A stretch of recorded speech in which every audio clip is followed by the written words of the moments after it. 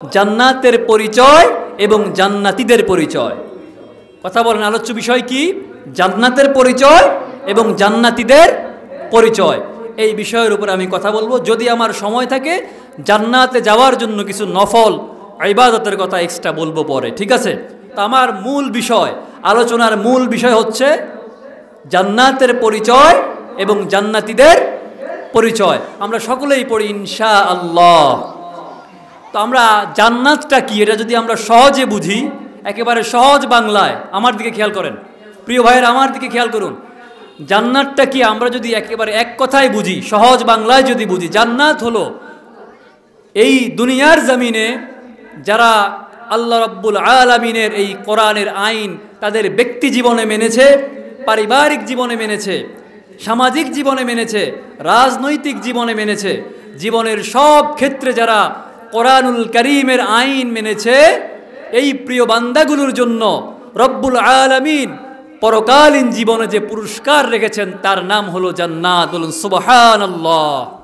তাহলে আমরা এই জান্নাত সম্পর্কে আলোচনা শুনবো তো ইনশাআল্লাহ। সবাই পড়ি ইনশাআল্লাহ।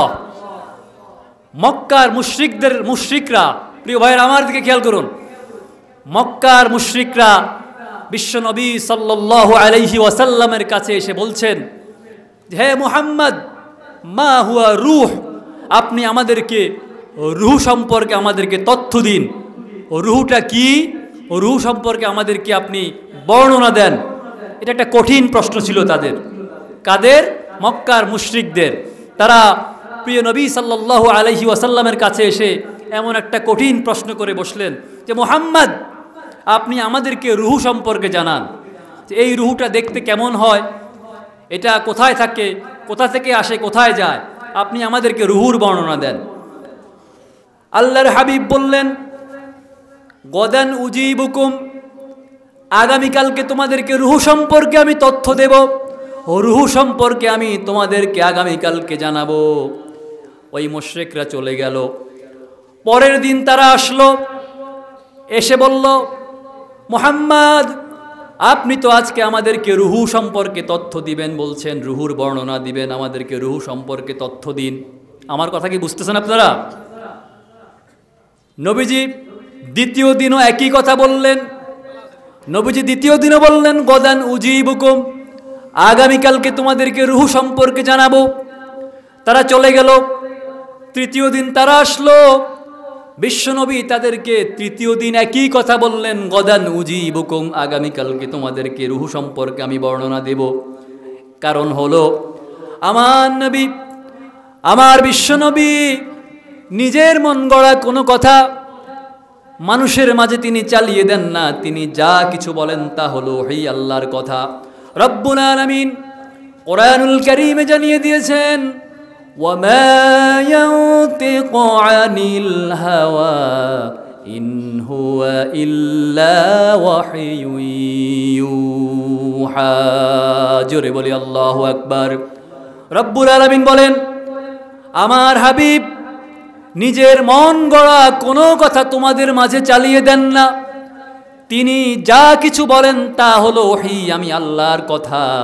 আমি আল্লাহ যা কিছু বলতে বলি তিনি তা কিছুই তোমাদের কাছে বলেন। নিজের থেকে একটি কথাও তিনি তোমাদের মাঝে বাড়িয়ে বলেন না। সুবহানাল্লাহ। আমার নবী নিজের থেকে কোনো কথা বানিয়ে বলেন না। কবি বলছেন, মুহাম্মদ হর গিজনা গুফতা তানা গুফতা জিবরাইল, মুহাম্মদ হর গিজনা গুফতা তানা গুফতা জিবরাইল, জিবরাইল হর গিজনা গুফতা তানা গুফতা রব্বুল জলিল। আল্লাহু আকবার। কবি কি সুন্দর করে বলছেন, মুহাম্মদ ততক্ষণ পর্যন্ত কোনো কথা বলেন না যতক্ষণ না জিব্রাইল আমিন এসে মুহাম্মদের কাছে বলেন। জিব্রাইল আমিনও ততক্ষণ পর্যন্ত কোনো কথা নবী মুহাম্মদুর রাসূলুল্লাহ সাল্লাল্লাহু আলাইহি ওয়াসাল্লামের কাছে বলেন না যতক্ষণ না রব্বুল আলামিন বলতে বলেন। সুবহানাল্লাহ। তার মানে হলো আল্লাহ যদি বলেন যে হে জিব্রাইল যাও আমার হাবিবের কাছে গিয়ে তুমি এই তথ্যটা এই কথাটা পৌঁছে দাও, তারপরেই জিবরাইল আমিন এসে মুহাম্মাদের কাছে পৌঁছান, ঠিক কিনা? প্রিয় ভাইয়েরা, সেই মুশরিকরা আবার আসলো চতুর্থ দিন এসে বলছে নবী আপনি তো আমাদেরকে রূহ সম্পর্কে জানানোর কথা, আজকে তো অন্তত আমাদেরকে রূহ সম্পর্কে তথ্য দিবেন। নবীজি চতুর্থ দিনও একই কথা বললেন, গদান উজিবুকুম, আগামীকালকে দিব। তার মানে হলো ওহী আসছে না। নবীজি এজন্য তাদের প্রশ্নের জবাব দিতে পারতেছেন না। ওহী আসছে না, নবী পেরেশান হয়ে যাচ্ছেন, কেন ওহী আসছে না, কি কারণে ওহী আসছে না। এদিকে মক্কার মুশরিকরা বিশ্বনবীর বিরুদ্ধে সমালোচনার ঝড় তুলল। আমরা মুহাম্মদকে রূহ সম্পর্কে জিজ্ঞেস করলাম, মুহাম্মদ তো আমাদেরকে রূহ সম্পর্কে তথ্য দিতে পারছে না, মুহাম্মদ তো আমাদেরকে রূহুর বর্ণনা দিতে পারতেছে না। মুহাম্মদ তাহলে কেমন নবী হলো? তাদের উদ্দেশ্য কিন্তু খারাপ ছিল।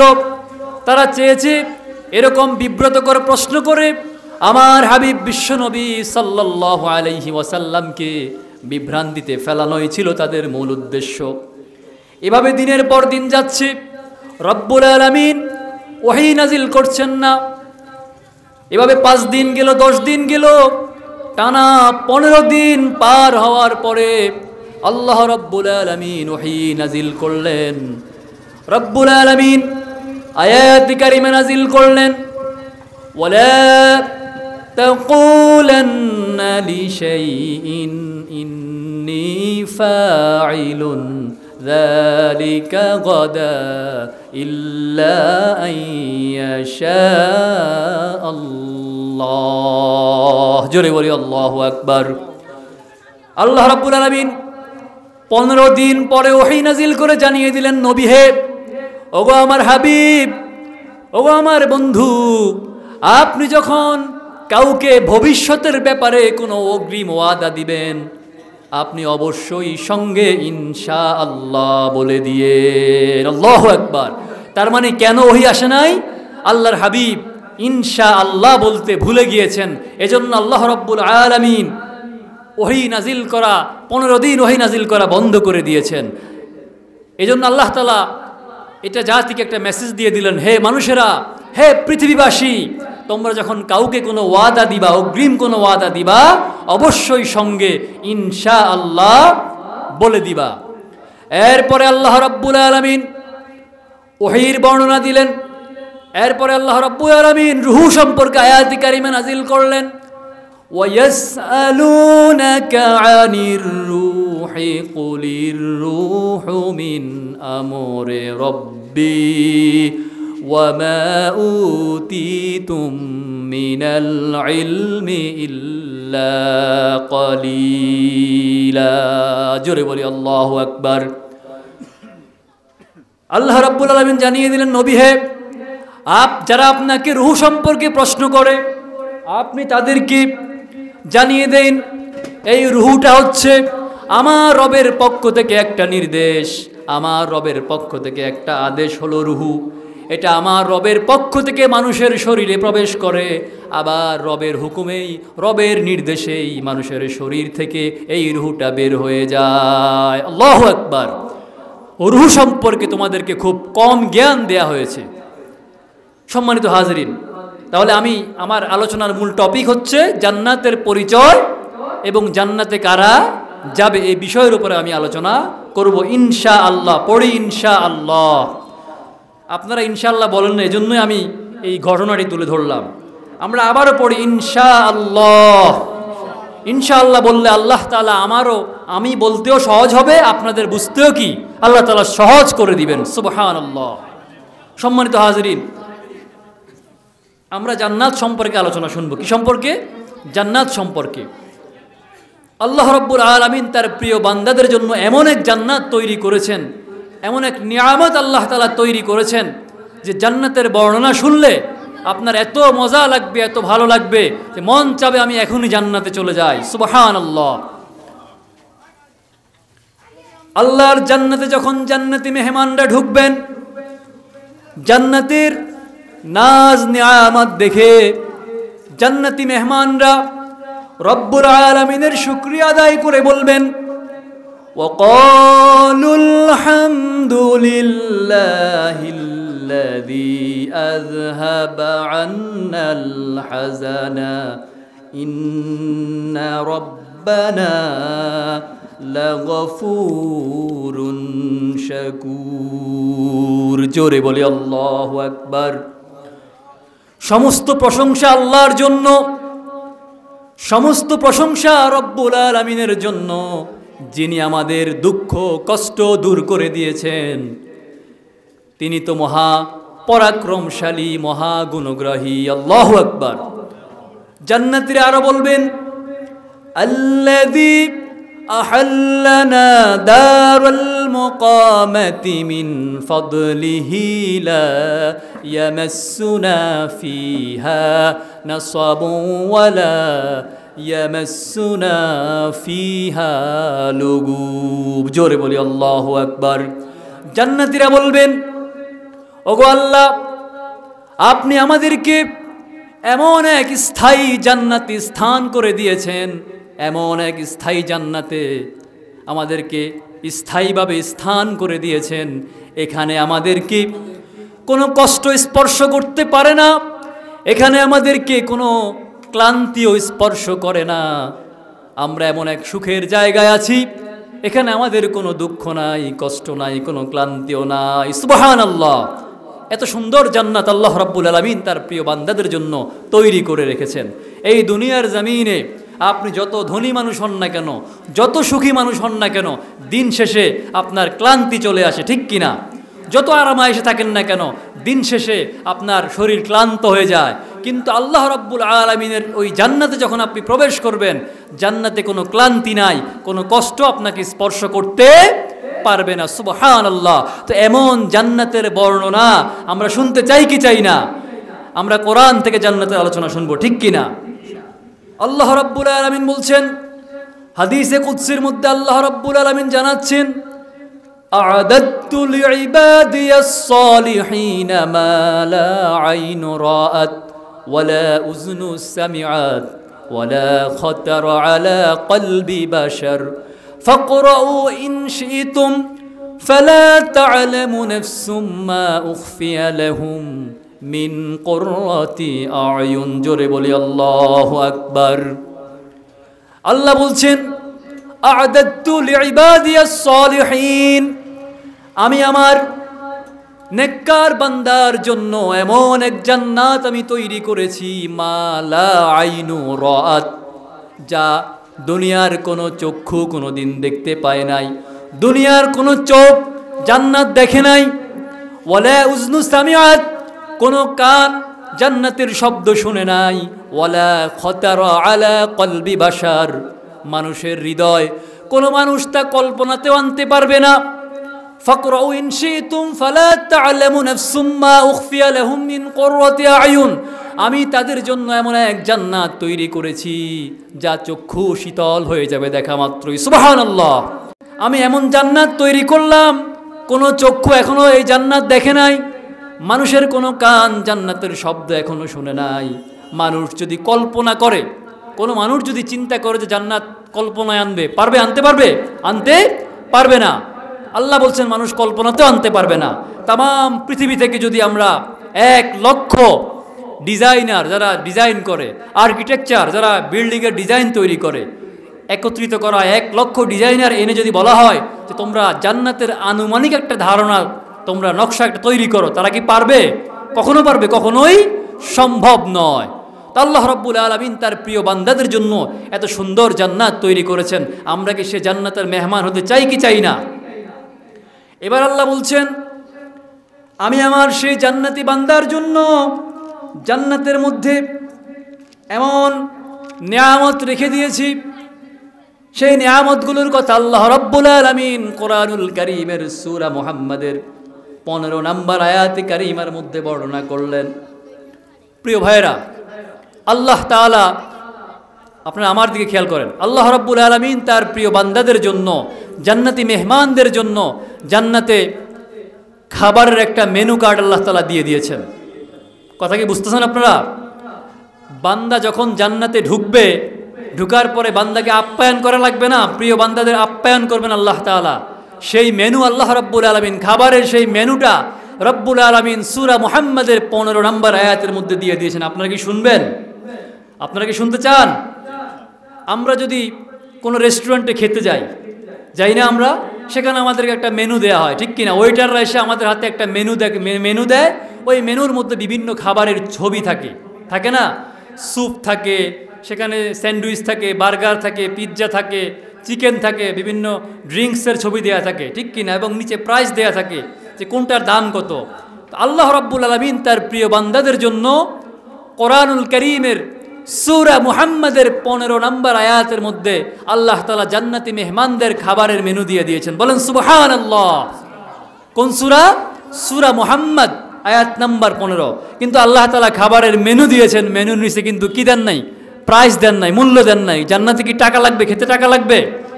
জান্নাতি মেহমানরা যখন জান্নাতে খাবার খাবেন, আল্লাহর নেয়ামত ভোগ করবেন, তখন কি টাকা দেয়া লাগবে?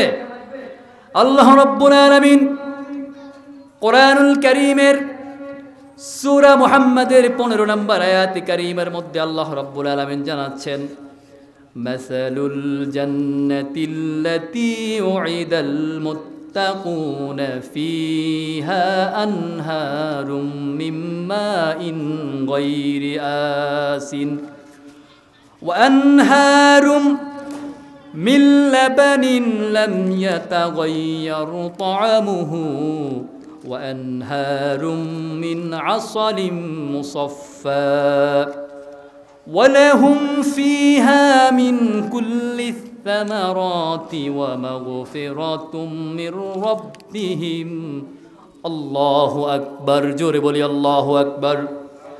আল্লাহ রাব্বুল আলামিন বলছেন, আমি আমার জান্নাতি বান্দার জন্য জান্নাতের মধ্যে এমন খাবারের ব্যবস্থা রেখেছি, ফিহা আনহারুম মিন মাইন গায়রি আসিন, জান্নাতের ভেতরে বান্দার জন্য পানির ঝর্ণা রেখেছি। বলেন না সুবহানাল্লাহ। ওয়া আনহারুম মিন লাবানিন লাম ইয়াতাগায়্যার তা'আমুহু, আল্লাহ বলেন জান্নাতি বান্দার জন্য আমি জান্নাতের ভেতরে দুধের ঝর্ণা রেখেছি, যে দুধের স্বাদ কখনো নষ্ট হবে না। সুবহানাল্লাহ। আপনি জান্নাতে দুধের ঝর্ণা রেখেছেন। আল্লাহ তাআলা ইচ্ছে করলে তো আরও কম রাখতে পারতেন, লিমিট দিতে পারতেন, যে না আমি বোতলজাত করে বান্দাকে দুধ খাওয়াবো, যে 1 বোতল 2 বোতল। কিন্তু আল্লাহ তাআলা একটা দুধের ঝর্ণাই জান্নাতি বান্দার জন্য রেখে দিয়েছেন। ওয়া আনহারুম মিন খামরিন লাজ্জাতিল লিশশারিবিন, আল্লাহ বলছেন আমি আমার জান্নাতি বান্দার জন্য জান্নাতের ভেতর শরাবের ঝর্ণা রেখে দিয়েছি। ওয়া আনহারুম মিন আসালিম মুসাফফা, আমি আমার জান্নাতি বান্দার জন্য মধুর ঝর্ণা রেখেছি। সুবহানাল্লাহ। কিসের ঝর্ণা? মধুর ঝর্ণা। পুরো একটা মধুর ঝর্ণায় আল্লাহ তাআলা কি জান্নাতি বান্দার জন্য রেখে দিয়েছেন। এরপরে আল্লাহ রাব্বুল আলামিন বলছেন, মিন কুল্লি সামারাত, এই পৃথিবীতে বান্দা যত প্রকারের ফল আছে, আল বান্দা শোনো, পৃথিবীতে যত ধরনের ফল রয়েছে প্রত্যেক প্রকারের ফল আমি তোমাদের জন্য জান্নাতে রেখে দিয়েছি। সুবহানাল্লাহ।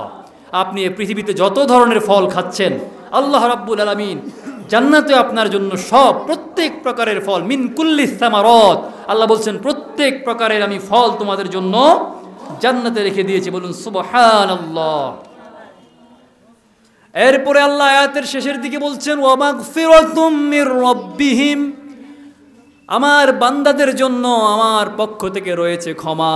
সুবহানাল্লাহ। জান্নাতে কোনো গুনাহ আছে? আপনি জান্নাতে যত খাবেন, যত ফুর্তি করবেন, যত আনন্দ করবেন, জান্নাতের ভেতরে কোনো গুনাহ নাই। তো এমন জান্নাতে আমরা যেতে চাই কি চাই না? আল্লাহর হাবিব বিশ্বনবী সাল্লাল্লাহু আলাইহি ওয়াসাল্লাম বলেন, এমন একজন ব্যক্তি এই দুনিয়াতে অনেক গরিব ছিল, লোকটা এত অভাবী ছিল, এত দুঃখের জীবন ছিল, তার কষ্টের জীবন ছিল। 1 বেলা খাবার খেলে 3 বেলা খাবার জোটে নাই, অনেক কষ্টে জীবন অতিবাহিত করেছে। এমন একজন ব্যক্তিকে আল্লাহ রাব্বুল আলামিন জান্নাতের মধ্যে কিছু সময়ের জন্য তাকে দিবেন, কিছু সময়ের জন্য তাকে জান্নাতে রেখে আবার জান্নাত থেকে তাকে তুলে আনা হবে, এরপরে তাকে জিজ্ঞেস করা হবে, ও আল্লাহর বান্দা, তুমি যে দুনিয়ার জমিনে অনেক কষ্টে ছিলা, অনেক দুঃখে ছিলা, তোমার কি সেই দুঃখের কথাগুলো মনে আছে কিনা? তোমার কি সেই কষ্টের কথা মনে আছে কিনা? লোকটা বলবে, ওগো আল্লাহ, আপনার কসম করে বলছি, দুঃখ আবার কি, কষ্ট কাকে বলে আমি তো কিছুই বুঝছি না। তার মানে রাসূল বুঝাচ্ছেন, এই লোকটা যখন জান্নাতের এক মুহূর্তের সুখ দেখতে পাবে, এক মুহূর্তের সুখ দেখে লোকটা দুনিয়ার সব দুঃখ কষ্ট ভুলে যাবে। সুবহানাল্লাহ! এত সুন্দর জান্নাত আল্লাহ রাব্বুল আলামিন তার প্রিয় বান্দাদের জন্য তৈরি করে রেখেছেন। এই পৃথিবীর সব কিছু একত্রিত করলেও জান্নাতের মধ্যে চাবুক, একটা চাবুক কতটুক লাগে জায়গা? একটা চাবুক রাখতে কয় ফিট জায়গা লাগবে? 3 ফিট বাই 1 ফিট জায়গা লাগবে হয়তো। একটা চাবুক রাখতে যে পরিমাণ জায়গা লাগে, এই জায়গাটুকুর ভ্যালু, এই জায়গার মূল্য তামাম পৃথিবী এবং পৃথিবীর ভেতরে যা কিছু আছে সব কিছুর চেয়ে শ্রেষ্ঠ হলো ওই সামান্য জায়গাটুকু। বলুন সুবহানাল্লাহ! তো এমন জান্নাতিকে আমরা যেতে চাই কি চাই না? তো আমার আলোচ্য বিষয় ছিল জান্নাতের পরিচয়। কিসের পরিচয়? জান্নাতের পরিচয়। আপনারা কথার দিকে মনোযোগ দেন। আর জান্নাতে কারা যাবেন, জান্নাতের পরিচয় এবং জান্নাতীদের পরিচয়। তো জান্নাতের পরিচয় সামান্য তুলে ধরলাম। আপনারা বুঝছেন তো জান্নাত কেমন জায়গা? আল্লাহ রাব্বুল আলামিন তার প্রিয় বান্দার জন্য যে নিয়ামত রেখেছেন পরকালীন জীবনে, সেটাই হচ্ছে জান্নাত। জান্নাতের বর্ণনা শেষ করা সম্ভব নয়, ঠিক কি না? তো এবার জান্নাতি কারা, এবার জান্নাতি কারা, তাদের পরিচয় আমরা শুনবো, ঠিক কি না? জান্নাতীদের পরিচয় আমরা শুনবো ইনশাআল্লাহ। এখন আমরা মিলাবো জান্নাতি ব্যক্তিদের সঙ্গে আমাদের মিল আছে কিনা, যারা জান্নাতে যাবে তারা আর আমরা কি তাদের সাথে আমাদের মিল রয়েছে কিনা। আল্লাহ তাআলা তাদের সঙ্গে যেন আমাদেরকেও মিলিয়ে দেন, বলেন আমিন। আল্লাহ রাব্বুল আলামিন বলছেন, আমার ওই বান্দাগুলোই জান্নাতের মেহমান হবেন। তারা কোন বান্দা? রব্বুল আলামিন সূরা হামিম আস-সাজদার 30 নম্বর আয়াত কারীমার মধ্যে বলছেন, ইন্নাল্লাযীনা ক্বালু রাব্বুনাল্লাহু সুম্মা ইসতাকামু তাতানাসসালু আলাইহিমুল মালায়েকা আল্লা তাখাফু ولا تحزنوا وأبشروا بالجنة التي كنتم توعدون। জোরে বলি আল্লাহু আকবার। তারা কারা? আল্লাহ রাব্বুল আলামিন বলছেন, ইন্নাল্লাযীনা ক্বালু রাব্বুনাল্লাহ, যারা বলেছে আল্লাহ আমাদের রব। তারা কারা? যারা বলেছে আল্লাহ আমাদের রব। আমাদের রব কে? আল্লাহ। যারা বলেছে আল্লাহ আমাদের রব, ক্বালু রাব্বুনাল্লাহ, আল্লাহ আমাদের রব, সুম্মা ইসতাকামু তাতানাজ্জাল, তাদের উপরে ফেরেশতা অবতীর্ণ হয় আর তাদেরকে বলে, আল্লা তাখাফু ওয়ালা তাহসানু ওয়া আবশিরু বিল জান্নাতিল্লাতী কুনতুম তুআদুন। ও বান্দারা, তোমরা ভয় পেও না, চিন্তাও করো না, আল্লাহর ওই জান্নাতের শুভ সংবাদ পেয়ে বান্দা তোমরা খুশি হয়ে যাও। বলেন সুবহানাল্লাহ। আমরাও তো বলি, ও আল্লাহ আপনি আমাদের রব, ঠিক কিনা? আমরা বলি কিনা আল্লাহ আমাদের রব? আমাদের রব কে? ও আল্লাহ, আমরাও স্বীকার করি আপনি আমাদের রব, আমরা এটাই বিশ্বাস করি, আমরা কিয়ামত পর্যন্ত এই কথাই বিশ্বাস করি, আল্লাহ আপনি আমাদের রব, আপনি আমাদের সব, ঠিক কিনা? ও আল্লাহ, আপনি আমাদেরকে সেই জান্নাতীদের দলভুক্ত করুন আল্লাহ। বলেন আমিন। আমরাও আপনাকে স্বীকার করি আল্লাহ আপনি আমাদের রব, আমরা এই কথার নড়চড় করি না, আমরা এই কথার মধ্যেই আমরা রয়েছি। আল্লাহ আপনি আমাদের রব, আপনি আমাদের সব, আপনি আমাদের রিজিক দাতা, আপনি আমাদের মরণদাতা, আপনি আমাদের জীবনদাতা, আপনি আমাদের সব। আল্লাহ আপনি আমাদেরকেও সেই জান্নাতীদের কাতারে নিয়েন। বলেন আমিন। তাহলে জান্নাতীদের পরিচয় শুনলাম কি? যারা বলেছে আল্লাহ আমাদের রব এবং এই কথার উপরে যারা বিশ্বাস করেছে। অটল ছিল, মজবুত বিশ্বাস যাদের ছিল, তাদেরকে আল্লাহ রাব্বুল আলামিন জান্নাতের মেহমান হিসেবে ঘোষণা দিয়েছেন, ঠিক কিনা? নাকি আল্লাহ তাআলা কোনো দলের নেতার কথা বলেছেন যে আপনি অমুক দলের নেতা হলে, অমুক দলের কর্মী হলে আপনিও জান্নাতের মেহমান, এই কথা বলেছেন? আল্লাহ বলেছেন যারা স্বীকার করেছে আল্লাহ আমাদের রব, তাদের উপরে ফেরেশতা নাজিল হয় আর বলে, ও আল্লাহর বান্দারা, তোমরা ভয় পেও না, চিন্তাও করো না, ওই জান্নাতের শুভ সংবাদ পেয়ে বান্দা খুশি হয়ে যাও। আল্লাহু আকবার।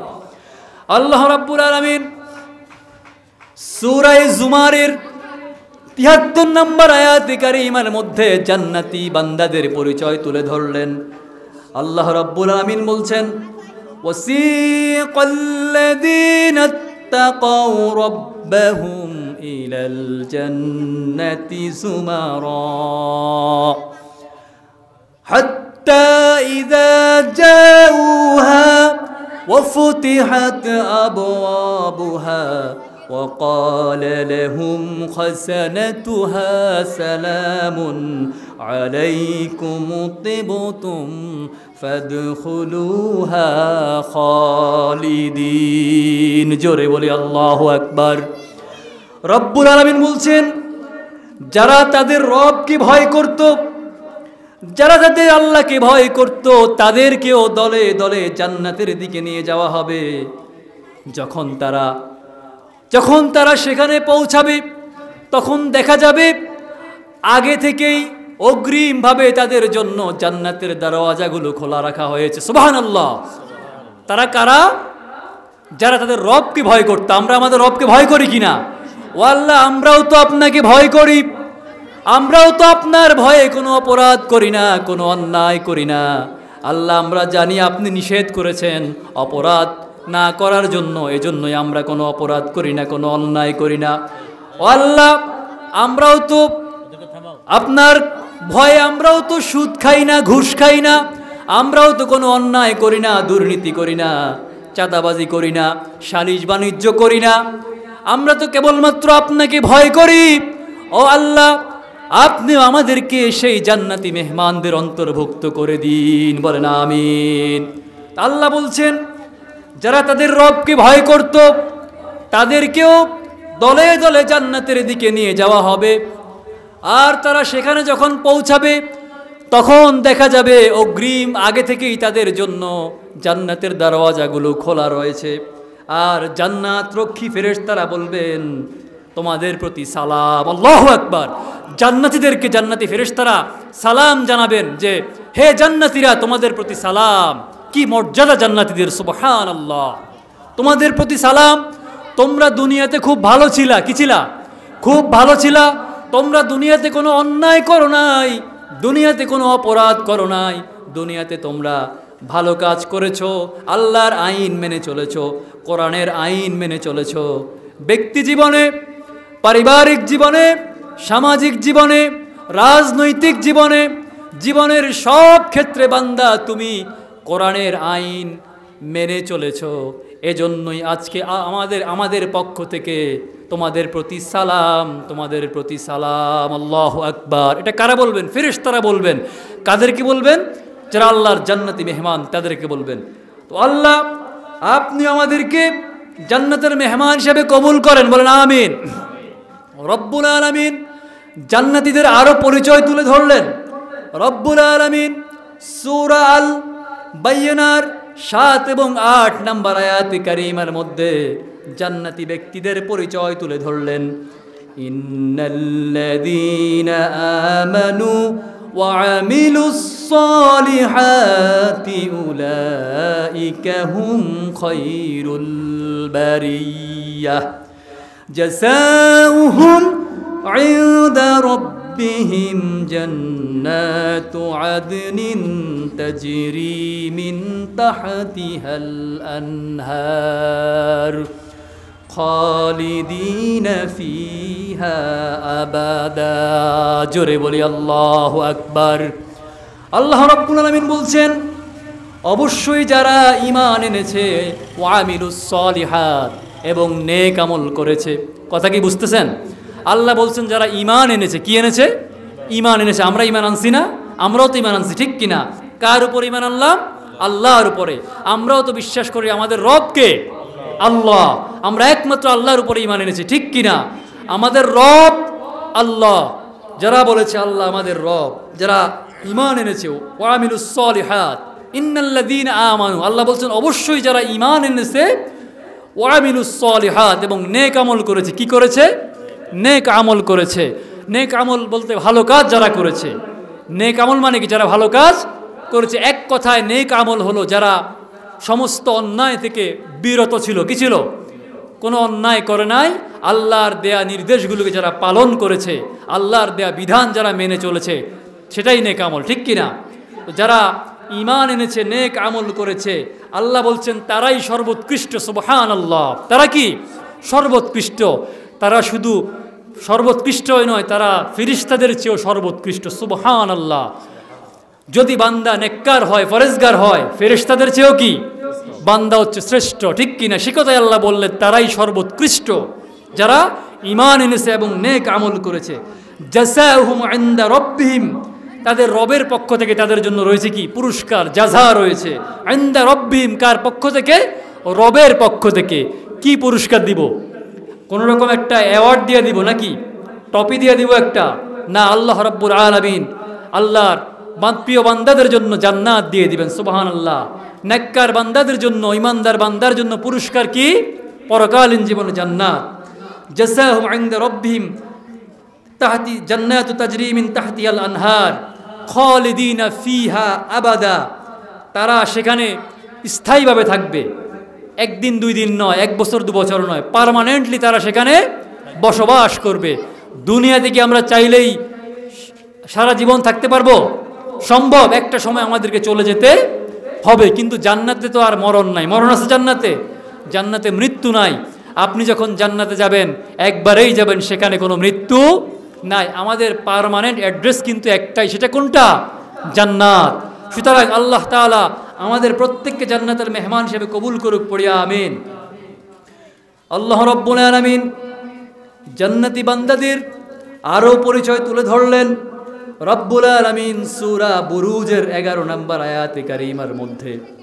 আল্লাহ রাব্বুল আলামিন বলছেন, ইন্নাল্লাযীনা আমানু ওয়া আমিলুস সালিহাতি লাহুম জান্নাতুন তাজরি মিন তাহতিহাল আনহারু যালিকাল ফাওজুল কাবীর। জোরে বলি আল্লাহু আকবার। আল্লাহ বলছেন নিশ্চয়ই যারা ঈমান এনেছে এবং নেক আমল করেছে তাদের জন্য রয়েছে জান্নাতের বাগান, যার নিচে ঝর্ণা ধারা প্রবাহিত হতে থাকবে। আল্লাহু আকবার। ওই যে এর আগে আমি আয়াতে বললাম যে আল্লাহ তাআলা জান্নাতীদের জন্য পানির ঝর্ণা রেখেছেন। কিসের ঝর্ণা? পানির ঝর্ণা। আল্লাহ তাআলা জান্নাতীদের ব্যাপারে যতগুলো আয়াত এনেছেন, যতগুলো আয়াতে কারিমা নাজিল করেছেন, প্রত্যেক আয়াতের মধ্যেই একই কথা আল্লাহ তাআলা বললেন যে যারা ঈমান এনেছে, নেক আমল করেছে। একই কথা আল্লাহর, কি? ঈমান। আগে ঈমান আনতে হবে। কি আনতে হবে?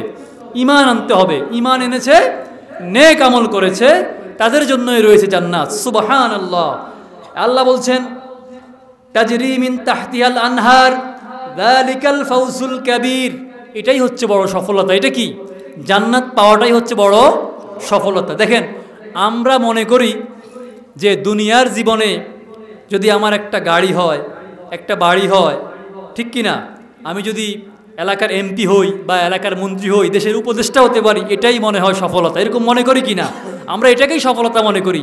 আমি যদি অমুক দলের বড় একজন নেতা হতে পারি, তাহলে তো মোটামুটি এই এলাকার চাঁদাবাজি, টেন্ডারবাজি সবগুলো আমার আন্ডারে চলে আসবে। এটাকে আমরা সফলতা মনে করি। কিন্তু আল্লাহ রাব্বুল আলামিন বলছেন, না বান্দা, এটা সফলতা নয়। সফলতা হচ্ছে তুমি যদি আমার জান্নাতের মেহমান হতে পারো। যালিকাল ফাওজুল কাবীর। এটাই হচ্ছে বড় সফলতা। বলেন আল্লাহু আকবার। তো আমরা কি জান্নাতের মেহমান হতে চাই কি চাই না? আল্লাহ রাব্বুল আলামিন যেন আমাদেরকে জান্নাতের মেহমান হিসেবে কবুল করেন। বলেন আমিন। আমার সময় কিন্তু শেষ হয়ে আসছে, যেহেতু সম্মানিত ওলামায়ে কেরামগণ রয়েছেন, আমার পাশেই দুজন উদীয়মান তরুণ আলোচক রয়েছেন, ওনারা আপনাদেরকে কোরআন এবং হাদিস থেকে আলোচনা শোনাবেন। সম্মানিত হাজিরিন, আমি আলোচনা শেষ করে দিচ্ছি। আর 2-1 মিনিট, ঠিক আছে? কোনো অসুবিধা হবে না তো? আর 2-1 মিনিট কথা বলে আমি আলোচনা শেষ করছি। তো জান্নাতে এতক্ষণ আমরা জান্নাতের পরিচয় শুনেছি, জান্নাতীদের পরিচয় শুনেছি, ঠিক কিনা? তা আমরা আল্লাহর কাছে এটাই আমাদের এক চাওয়া, আমাদের আল্লাহর কাছে একমাত্র চাওয়া হচ্ছে আল্লাহ রাব্বুল আলামিন যেন পরকালীন জীবনে আমাদের কাছে কোনো হিসাব না চান, আমাদেরকে বিনা হিসাবে আল্লাহ তাআলা তার এমন সুন্দর নাজ নিয়ামত পূর্ণ জান্নাতের মেহমান বানিয়ে দেন। পড়েন আমিন। আর জান্নাতে যাওয়ার জন্য আমি আলোচনার শুরুতেই বলেছি, যদি সময় থাকে জান্নাতে যাওয়ার জন্য ছোট্ট একটা আমলের কথা বলেই আমি আমার আলোচনা শেষ করে দিচ্ছি।